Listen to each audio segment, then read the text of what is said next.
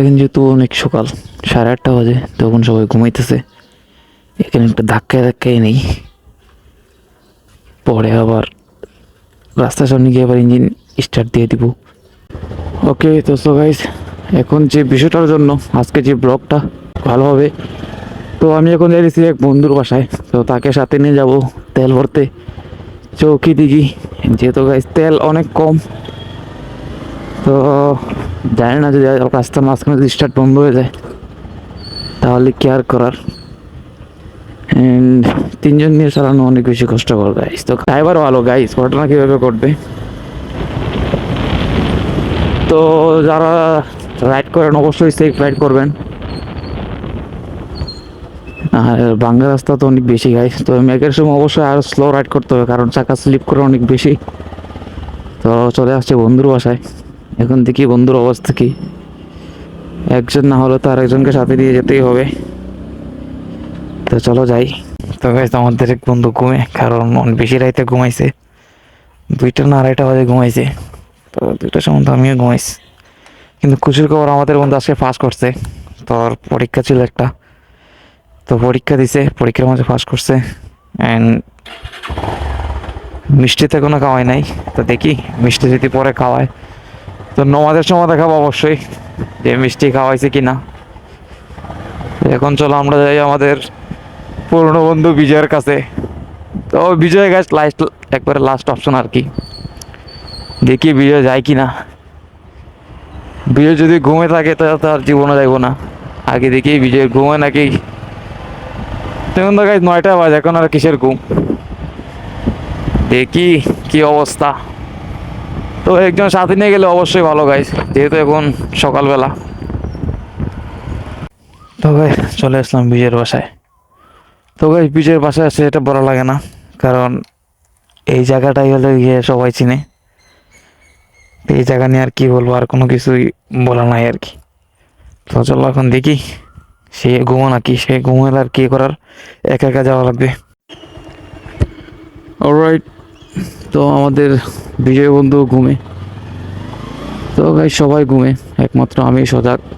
কিছু কথা আজকে বলবো যেটা মানে ইউটিউব বিষয়, মানে ব্লগ সংক্রান্তই আর কি। তো সেটা হইতেছে মানে কিছু সমস্যা আছে এখনো ব্লগে। মানে আমার তো সমস্যা আছেই, কারণ অনেকে মানে বলতেছে যে ভয়েস স্লো, ভয়েস অনেকভাবে স্লো গাইস। তো ভয়েস স্লো সেটা তো আর আমি জানি গাই, কারণ যখন থেকে শুরু করছি তখন থেকে স্লোই। তো এখন যেহেতু মোটরব্লগ, এখন তো ভালো হওয়ার কথা, কিন্তু গাই বুঝতেছি না এখনো স্লো দেখাইতেছে। তো এগুলোর সমস্যা নাই, আস্তে আস্তে ঠিক হয়ে যাবে। অ্যান্ড সবাই অ্যাডজাস্ট করে নাও। তো একে একে বেরিয়ে গেছি। অবশ্যই সামনে পয়েন্টে যদি পুলিশ থাকে তাহলে তো গাইস ক্যামেরা করে নিতে হবে, নাইলে ক্যামেরার সময় আরও বেশি দাম বেড়ে যাবে তাহলে নাকি। তো গাইস বাংলাদেশ সেনাবাহিনী বেশি খাট করা যাবে না। প্রায় 1000 কিলো কাছাকাছি চলে আসছে। মোবিল পাল্টাতে হবে। তো প্রায় 877 কিলোমিটার চলে গেছে। যদি পুলিশ থাকে তাহলে তো ক্যামেরাটা খুলে ফেলবো। তো জানি না গাইজ আসার সময় পুলিশ পাই কিনা, যেহেতু যাওয়ার সময় পাইতেছি না। বাবা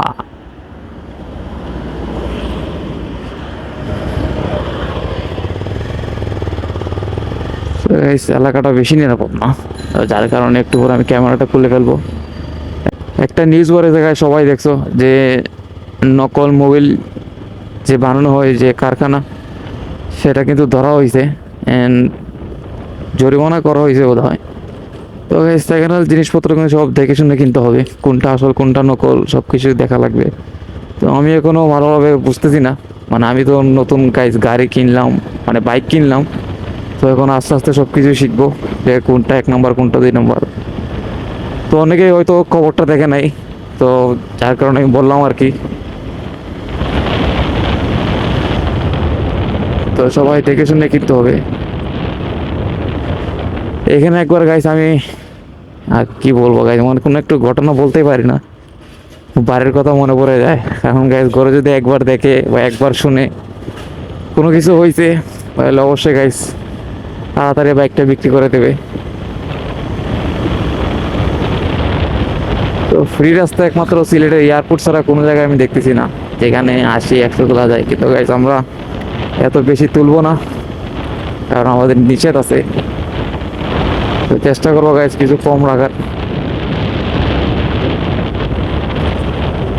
এখন গাইস আমি ক্যামেরাটা খুলে ফেলি, কারণ এটা একটা গল্লির ভিতর দিয়ে আর কি রাস্তা, তো সেখানে বেশিক্ষণ থাকা উচিত হবে না।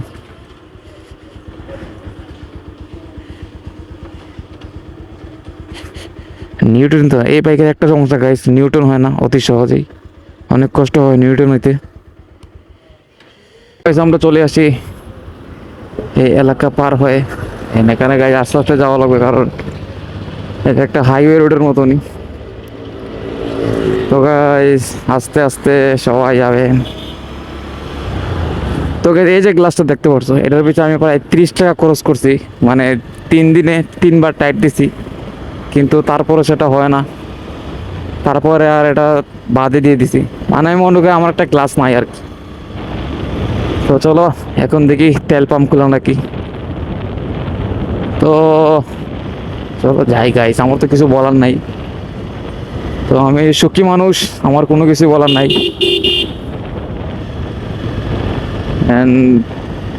গাইস একটা কথা কি, যারা বেশি হাসি খুশি থাকে, যারা সবসময় দেখেন যে সে বেশি হাসি খুশি, তো তার ভিতরে কি কষ্ট কেউ বুঝবে না। তো এটাও গাইস ব্লগে ছাড়ার পরে দেখবেন যে কোনো মানুষ, অনেক মানুষ আছে মানে গাইস যারা চেনা পরিচিত, তারা তো গাইস অবস্থা পুরো কাল করে ফেলবে যে এত কষ্ট তোমার আগে বলোনি, মানে চাচা চাচা। তো গাইস চেনা পরিচিত মানুষের জন্য কিছু বলাই যায় না ব্লগে, কারণ তারা পরে নিয়ে ট্রল করে।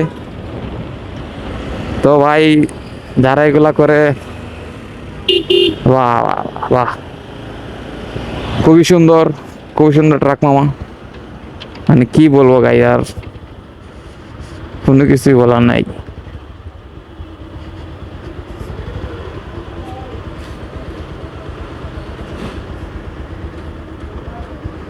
চলো আসো আর তাল দাও,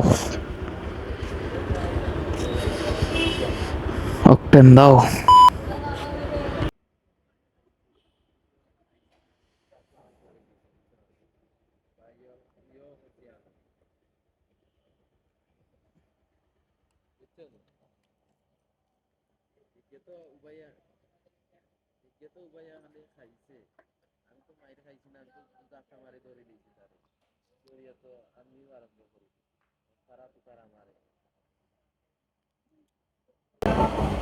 ভাই তেল ভরতে ভরতে টাকা শেষ, তো প্রায়। তো guys, এইটা জায়গা, এটা জায়গা কিন্তু অনেক নষ্ট গাইস, তো পরে আমি বলতেছি।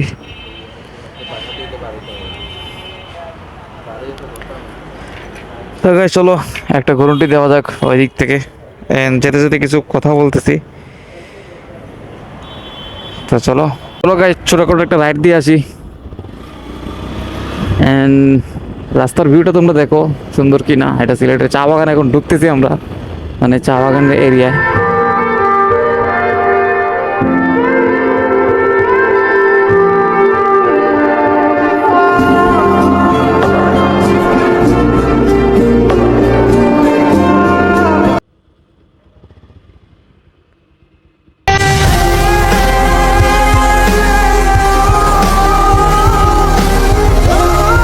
ভাই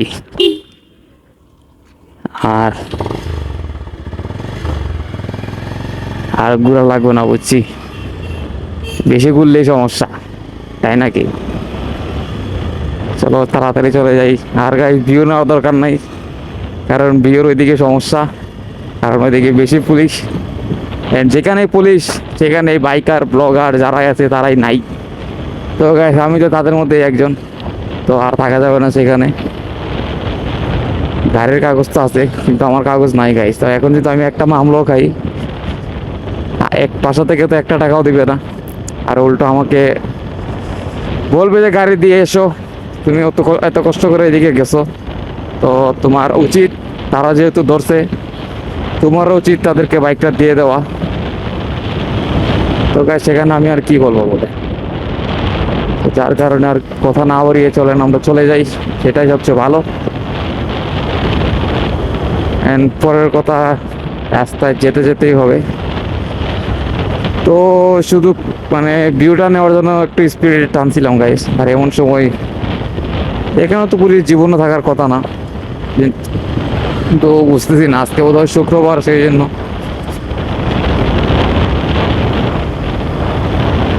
কি একটা অবস্থা গাইস, পুলিশের জন্য অনেক খারাপ একটা অবস্থা। মানে কোনো দিকে যাওয়া যায় না। মানে আমার বাইকটা গাইস আমি দুপুরে কোনো জায়গায় পার করি না, শুধু দুপুরে না, রাতেও।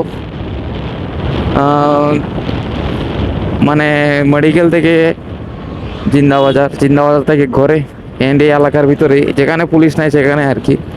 তো গাইস পুলিশ তো সব রাস্তায় থাকে, গলির ভিতরে তো কোনো পুলিশ নাই, যার কারণে গাইস গল্লি শুধু চালানো হয়, আর বাইরে তো চালানোই হয় না।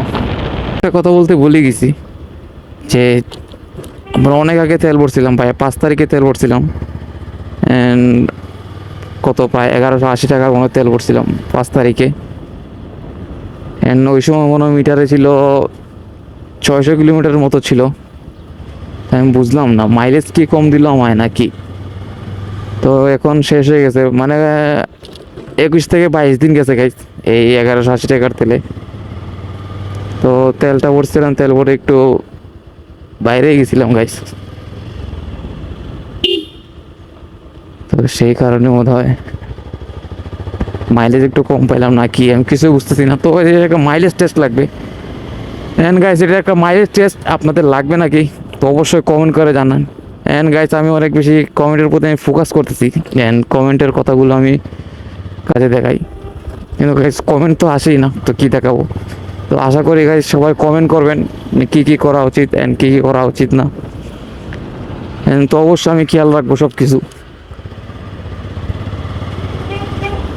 অ্যান্ড গাইস যারা যারা মনে করতেছে মানে ক্যামেরা লাগিয়ে কী করে না করে, তো তাদেরকে একদিন দেখিয়ে দেবো। তো সবাই দেখছেন গাইজ RS ফাইম যারা গ্যাং আছে, RS ফাইম ভাই যারা যারা মানে আছে আর কি, তো তারা সবাই কিন্তু গাইজ অনেক বেশি দূরে এগিয়ে গেছে।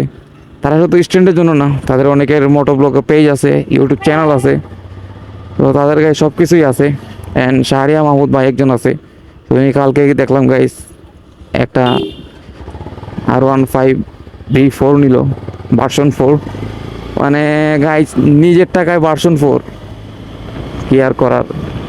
তো একদিন গাইজ আমাদেরও হবে, দেখি। আমি তো গাইজ চেষ্টা করে যেতেছি, এখন দেখি। এখন গাইজ যদি আপনারা সাপোর্ট করেন তাহলে অবশ্যই পাবো। আমিও গাইজ একটা V4 নিয়ে নিব নাকি ভবিষ্যতে। এই যে আমাদের বড় ভাই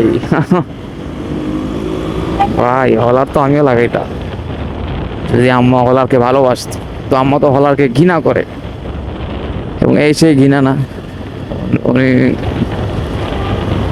মানে আম্মা অনেক ঘৃণা করে হলারকে, যারা মানে জোরে জোরে চালায়, যারা যারা বেশি খটখট খটখট করে তাদেরকে।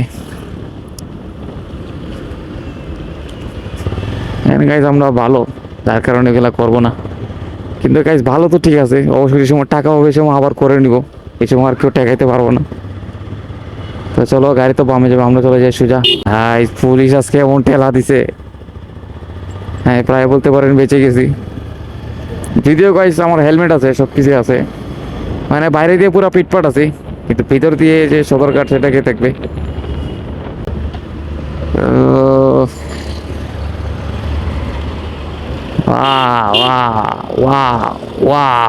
বাংলাদেশ, বাংলাদেশ, এটাই হচ্ছে বাংলাদেশ। তোকে একজন মানুষ হিসেবে অন্যজনের ভালোটা দেখা মানে কর্তব্যের মধ্যে পড়ে, অ্যান্ড আপনার ভালো গুণ বলতে পারেন। কিন্তু বাংলাদেশে সেটা একবার অসম্ভব, এটা অন্যের ভালো কেউ দেখতে পারে না। সে কি করতেছে, এগুলো করে কোনো কাজ হবে না, সে কি এগুলো পারবে, চেহারাটা দেখলেই বোঝা যায় যে সে কি বলতেছে, মুখে মনে মনে কি বলতেছে সেটাই বোঝা যায়। এটাই আর কি গাইজ। চাচা ফোনটা বন্ধ কর। কোথায় যাচ্ছ? এখন যেহেতু বাসা চলে আসছি, তো এখন আর ভিডিও তো অফই। অ্যান্ড গাইজ আবার দেখা হবে নমাজের সময়। নামাজের সময় যদি বাইক নিয়ে বের হই তো অবশ্যই ব্লগ হবে, নয়তো ব্লগ এখানেই শেষ।